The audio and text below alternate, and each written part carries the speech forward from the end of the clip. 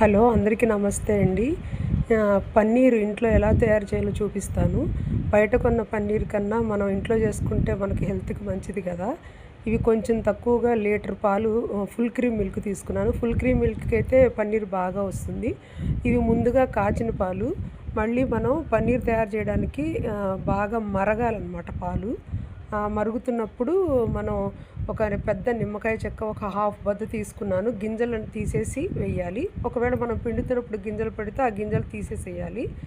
ఈ పాలు మరుగుతున్నప్పుడు మనం పెట్టుకున్న నిమ్మకాయ చెక్క డైరెక్ట్‌గా అయినా పిండుకోవచ్చు. కొంతమంది ఏంటంటే వాటర్ కలిపి పిండుతారు. నేను డైరెక్ట్‌గా పిండేశాను. కొంతమంది వెనిగర్ కూడా కలిపి చేస్తారు. నేనెప్పుడు వెనిగర్‌తో చేయలేదు. ఒకసారి చేశా గానీ నాకేమీ విరిగినట్టుగా అట్లా నాకు రాలేదనమాట. అందుకని నేను నిమ్మకాయ చెక్కే పిండుతాను. ఒక చెక్క సరిపోతే గనక మీరు మళ్ళీ ఇంకోటి కూడా పిండుకోవచ్చు. ఇలా పిండిన తర్వాత బాగా కలపాలి స్పూన్‌తో పాలన్నీ కలిపేసి ఒక 10 నిమిషాలు మనం కదపకుండా అలా ఉంచామంటే అవి విరిగిపోతాయి. ఒక్కొక్కసారి ఎంత నిమ్మ చెక్క వేసినా కూడా విరగవు. అప్పుడు మనం మళ్ళీ పాలు గనక కాస్తే మళ్ళీ కొంచెం శబ్దం వస్తూ విరిగిపోతాయన్నమాట.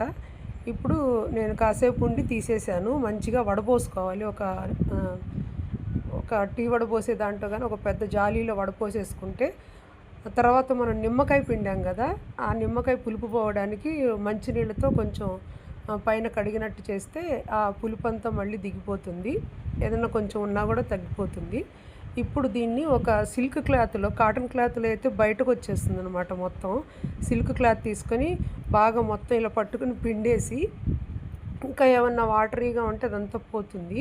అదే క్లాత్‌లో మనం దాన్ని స్క్వేర్ టైప్‌లో మనకి ఏ ఆకారం కావాలంటే ఆకారంలో చేసేసుకొని మడత పెట్టేసి దాని మీద కొంచెం బరువు పెట్టేసి ఒక 2 గంటల తర్వాత మొత్తం నీరంతా పోయి గట్టిగా అయిపోతుందనమాట. ఇదిగో చూసారు కదా! చాలా బాగా వచ్చింది. దీన్ని మనం పీసెస్‌గా చేసుకొని మనం పన్నీర్ కర్రీలు అలాగే ఏదైనా కర్రీలో గానీ అట్లా వేసుకొని చేసుకోవచ్చు. ఇంతేనండి ఇవాళ వీడియో. థ్యాంక్ యూ అండి.